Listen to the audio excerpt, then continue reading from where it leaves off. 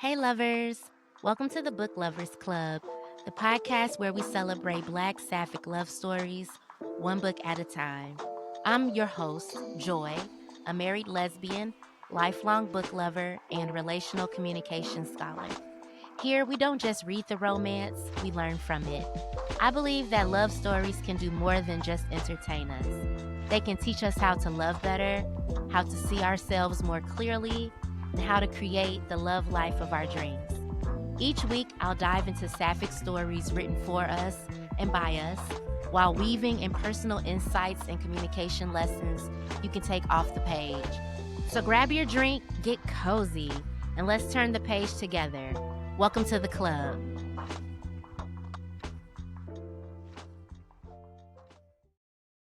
Hey, book lovers. Welcome back to another episode of the Book Lovers Club. I hope y'all doing good out there. I'm sending y'all so much love and good vibes. And I'm thankful that y'all join me every week to listen to me yap about books, because that's exactly what I'm going to do today. So last week we talked about The Chef's Christmas Charade by L.M. Bennett. So today I'll be talking a little bit more about our other book of the month that we're reading, which is Boomtown by Nic Stone. So next week, I'm going to be having my in-person book club meeting. So I'll actually be doing a deeper dive about these books with the group. And then on December 27th, I've already told y'all, but my interview with Aunt Georgia Lee will be dropping then. So we'll be talking about her new book that I'll be discussing on the podcast for the month of January. And we got some things that are coming up. I'm planning to do a giveaway soon. And I have a lot of exciting things that I'm planning to launch for the podcast as we enter the new year. Just stay tuned. We got some more stuff coming soon. But today, I'll be talking a little bit about Boomtown. But first, I'm in a really good mood today. So I went to my little cousin's. She had her Christmas band performance today. And I don't know, it just gave me so much nostalgia because I was a band geek. And, I started playing the oboe in the fifth grade.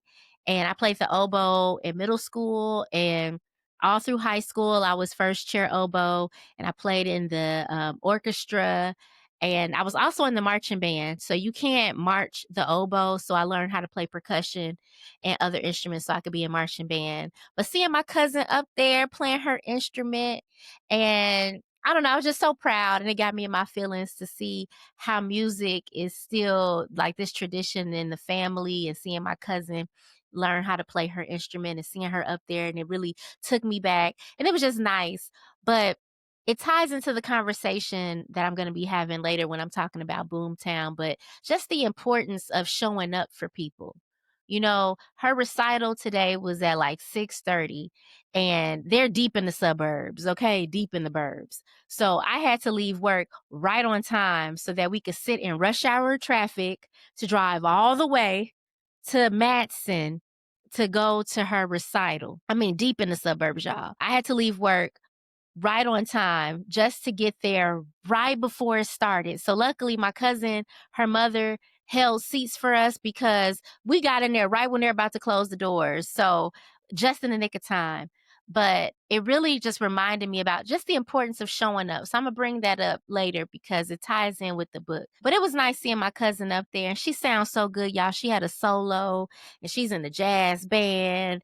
And I'm just so proud of her. But it's just important that we make time to show up for people and to be there for those that we care about. So I'm in a really good mood because I got to get some family time in, because I kept telling my cousin, like, look, if you give me the information, I'm going to pull up. So she put the information in our family chat, and I was like, look, I told her, if you share the information for her concert, then I'm going to pull up. Well, she shared it, so I got to pull up. So, it was nice surprising them and being there to see her concert. And I have I'm going to my best friend's daughter, my niecey Pooh, her ice skating performances tomorrow. So every year, the company that she does ice skating with, they do an annual Nutcracker performance every Christmas. So we've been going for the past few years to support her in her ice skating journey. So we will be going again this year to see her perform. And y'all, I was not into, like, the ice skating culture or anything like that until my bestie came into my life because she ice skated when she was younger, and now her daughter ice skates, and she still ice skates too, low key. Like, so my bestie, she's an adult ice skater. She be on the ice too with her daughter. So tomorrow I will be supporting my other child in my life, my niecey poo. So my week's been pretty good, just enjoying some family time.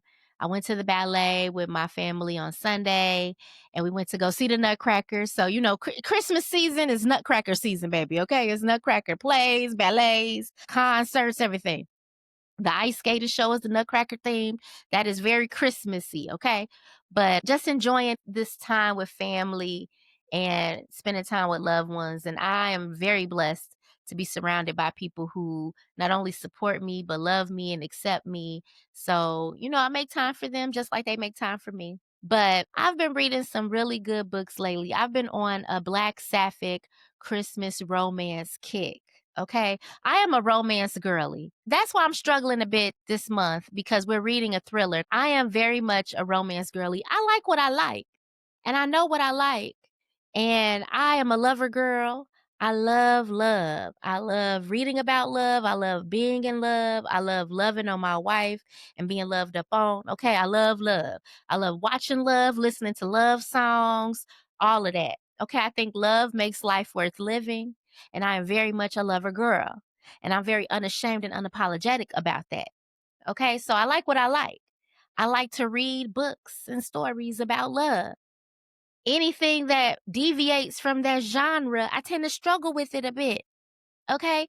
So that's why for my podcast and for everything that I'm doing, I centered it on romance and on love because it's a lot easier to stay consistent and to do the things that you want to do when it's what you like, when it's what you're passionate about. Okay. And romance books and reading and talking about love stories is what I like. And it's what I'm passionate about. Okay. And I've read some really good Christmas romance books recently. So if you are looking for other books to read this month, look, I am binging the Christmas stories.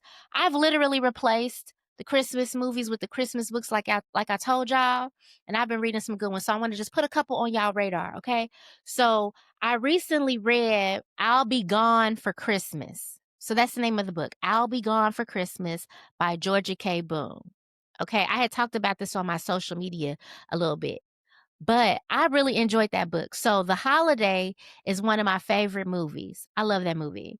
So when they said that this book was like that movie, but it had a sapphic twist to it, I'm like, say less. I'm going to read it. And I really enjoyed it, y'all. It really was giving me the holiday vibes, like from the movie. That's the movie with Kate Winslet and Cameron Diaz and Jack Black. Yeah, it was really giving those vibes. But it does have a very strong sapphic storyline for one of the characters. And the character's name is Clover. I loved it. It was so good. And I think the reason why I like it so much is because there's like a coming out story, really coming to accept herself and her sexuality. And those type of story arcs are very relatable to me. Okay, I was a late bloomer, like I told y'all in earlier episodes, and it took me a while to like really embrace my sexuality and who I was. I had a very messy coming out journey. So when I read about those type of story arcs and books, they make me very emotional and I tend to over relate. Okay. Like L.M. Bennett said, I self insert. Okay, I self-insert in the characters. But it does make me like the stories a lot more when there's characters that I can personally connect with. So if there's a coming out journey in a book, I'm going to resonate with it. It's very relatable to me, okay? Makes me think about my own coming out journey. So, but this book, I feel like it had a lot of themes around like self-discovery, coming of age, mixed in with the romance. And it's almost like the romance kind of took a back seat where it was a very big part of the plot, but it wasn't the most important part of the plot, if that makes sense. So I really enjoyed the book. So if y'all looking for a Christmas romance to read, that's one that I could recommend. I enjoyed it. However, some people said it was too slow for them and it didn't have enough spice. A lack of spice and a lack of romance, that doesn't deter me from reading a book. So, but if you are someone that needs a lot of spice in your books, this book does not have a whole lot of spice. Okay, now if you're looking for a very spicy read, Nothing on My Wish List by Drea C. That book was only 50 pages, but it is so cute and spicy. Okay, it's a very short and spicy read. I flew through that book. It was good. I told y'all I was reading Christmas with Her by Fiona Z. Y'all, that book was good too. That book has some drama in it. Some of the characters were really pissing me off. It was making me feel some things and was making me very passionate about some of the characters and my hatred for them. Okay?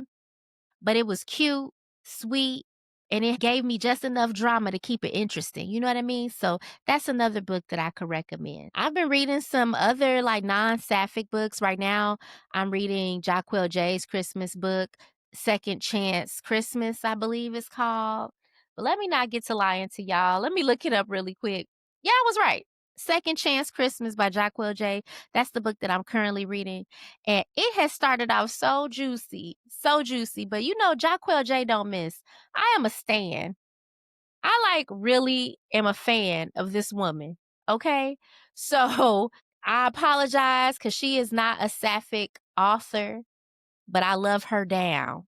And I talk about her damn near every episode. I have not been a fan of someone like this in a long time. Okay. I bought tickets to book festivals just so I could go and meet this woman, so I could tell her in person how much I love her books. Okay? It's that serious. I think her and Granger, I'm over here trying to figure out how to get tickets to Atlanta so that I could go to this Barnes and Noble event so that I can be in the space with my other Drew Collins students and we can talk about Maggie Gray and the books, and I get my book signed by Granger. Okay. So I'm over here trying to make some plans, make some shit shake so that I could be in Atlanta on February 28th so that I could be in this space with my Maggie Gray fans and my Drew Collins students, my fellow alums. Okay. For all my fans of Maggie Gray, hopefully y'all will see me there. I'm trying to see if I can make it shake. I got a lot of things coming up on the horizon in January and February where I'm already going to be traveling and stuff. So I'm trying to see if I could squeeze in another trip just so I could go to this event. Okay. But between Granger and Jaquel, I'm going to some book events in the new year and all of that. So I'm very excited. I'm not a big New Year's resolutions person per se, but I do have goals and things that I'm trying to accomplish and some bucket list items. But I definitely want to go to more book events and be in more spaces with other book creators and authors and things like that just because I like being around people, like-minded individuals. And when I'm very passionate about something, I tend to geek out over it. And I love to be around other people who also geek out over these things, okay? Another thing that I'm planning on doing in the new year is I want to read more graphic novels. So I like comic books and I've been on the hunt for some sapphic comic books and sapphic graphic novels to read. So I want to dabble in that more in the new year, but I would love to talk about some graphic novels on my podcast. But enough about that. Let's talk about the book. Okay, like I told y'all, we are reading Boomtown by Nic Stone this month. And this is the book that my book club voted on. They wanted to try something that wasn't a romance.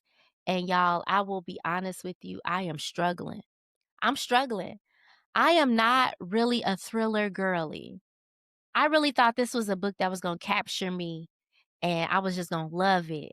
And I think what's happening is that I'm listening to the audiobook. I am not an audiobook girly. It's not my thing. And I try to listen to the audiobooks, but I need to do something with my hands.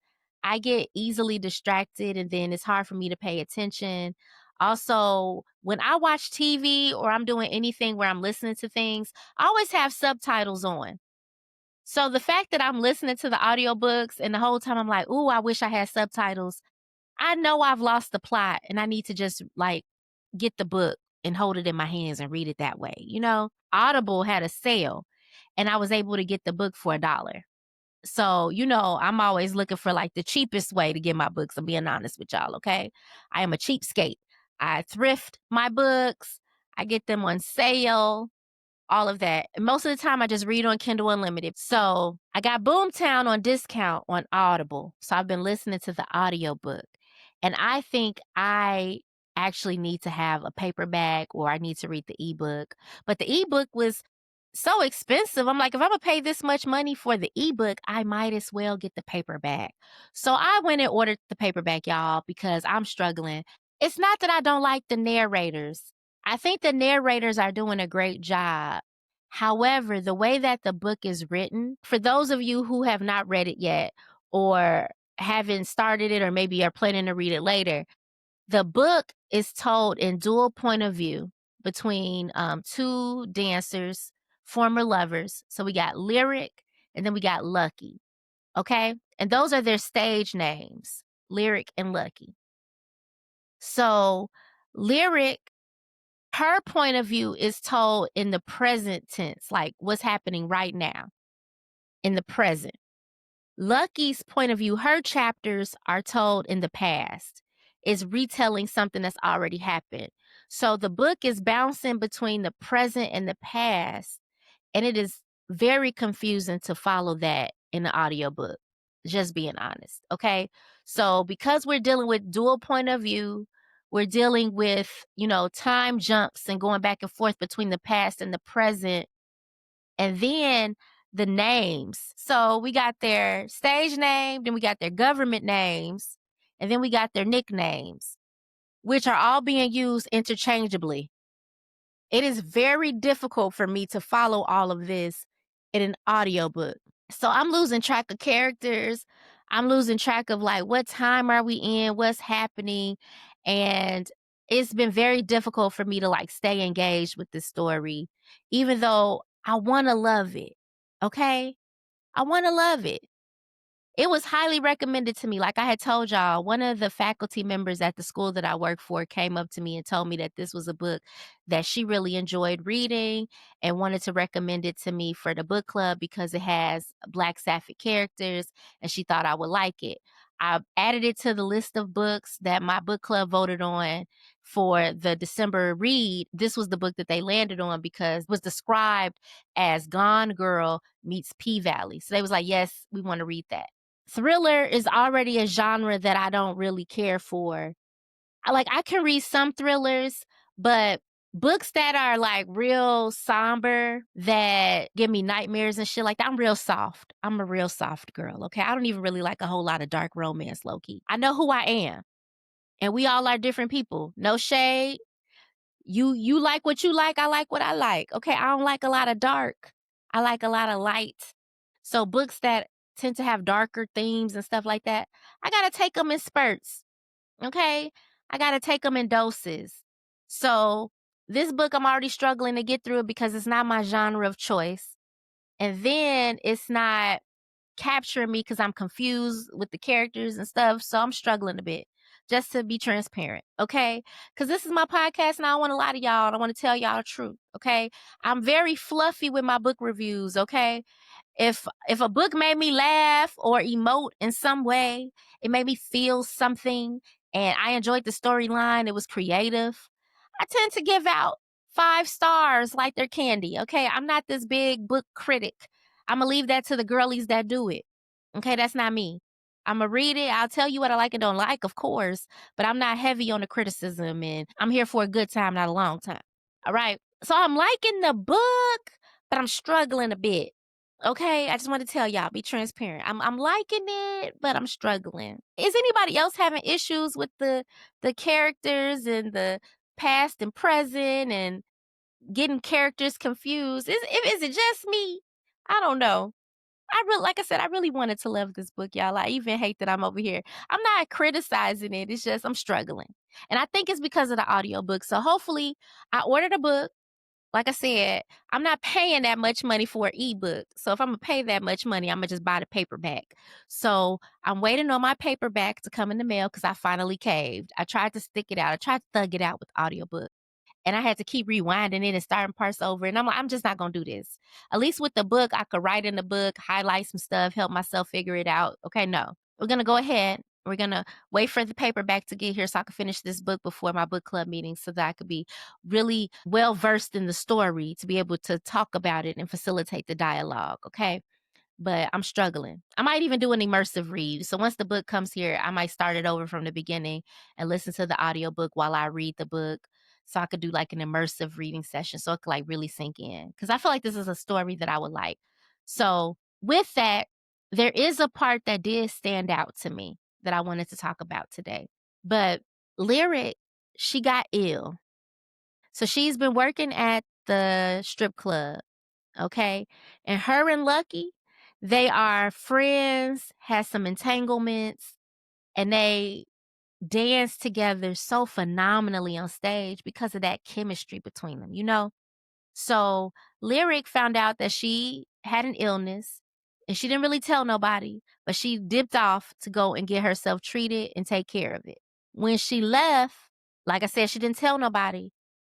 When she came back to try to reconnect with Lucky, which is the other exotic dancer that is in the book, she had been missing for 2 months. There's a part in the book where she was self-reflecting and she was asking herself, why didn't I let her in?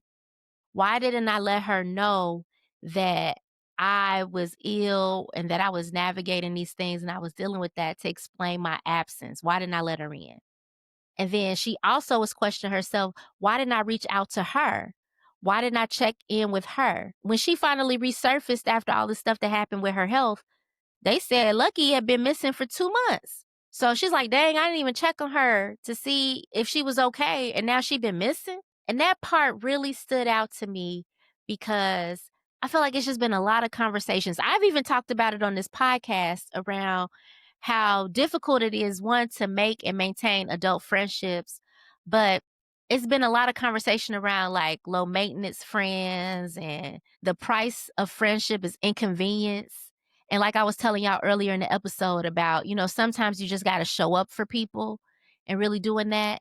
And I don't know, it made me think about this dynamic that we saw in the book and about how these girls have gone missing. Lyric is trying to figure out what's happened, what has led to these women going missing and trying to investigate further to see what's going on. Now she's questioning how she's been complicit in this. And I feel like we all do this sometimes where when we have stuff going on, it's very all consuming, you know, and we get very wrapped up in the things that we're dealing with.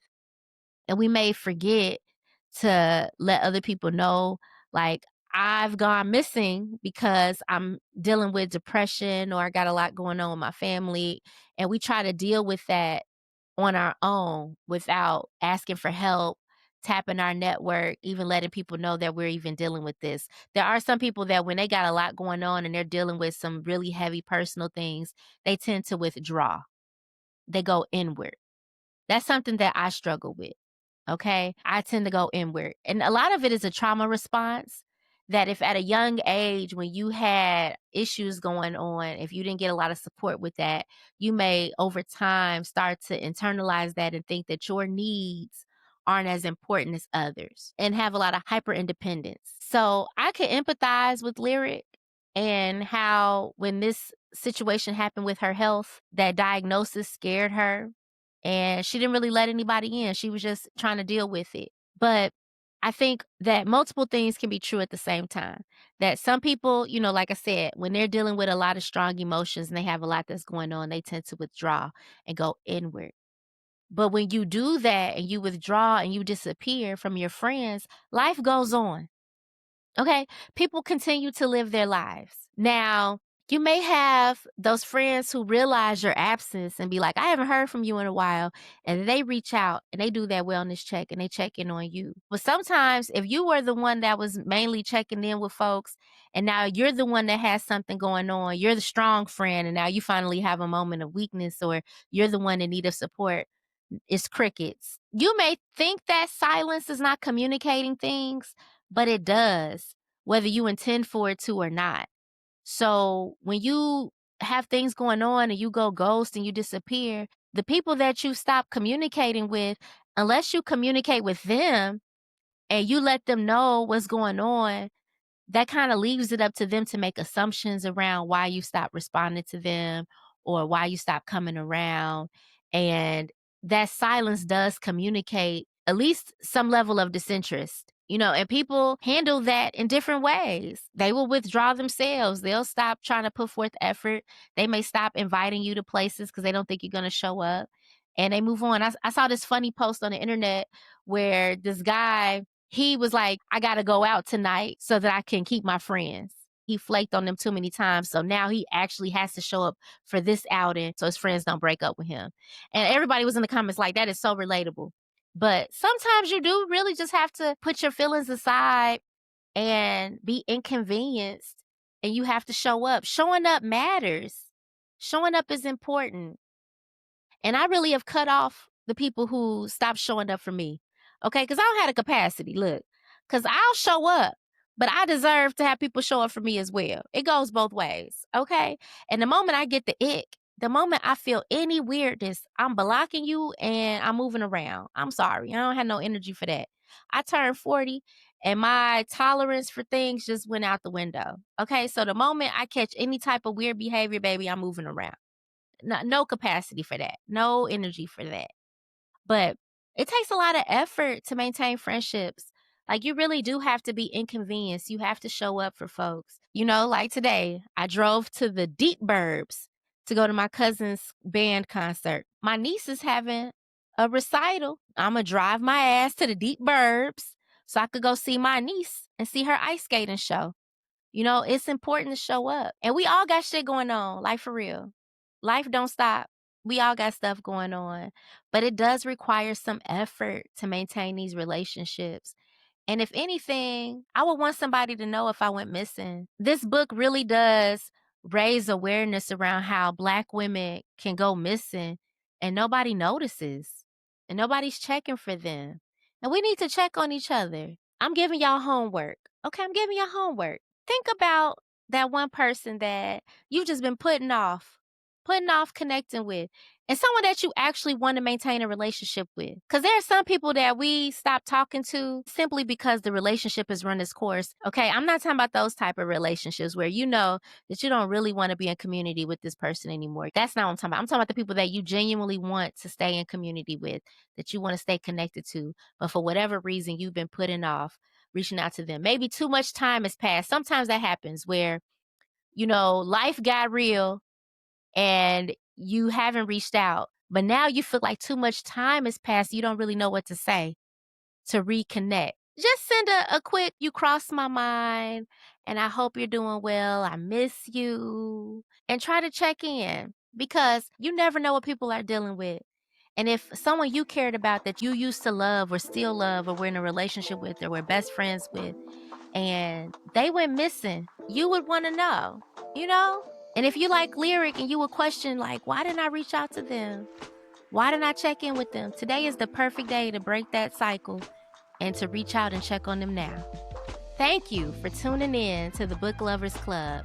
If you love today's episode, make sure you subscribe so you never miss a chapter. And if you're feeling generous, leave a review because those reviews help other lovers find us. So if you want to keep this conversation going, please join me on Instagram or hop on over to Fable to join the virtual book club. And until next time, remember, the stories we read can help us write the love lives of our dreams. See you next Sapphic Saturday.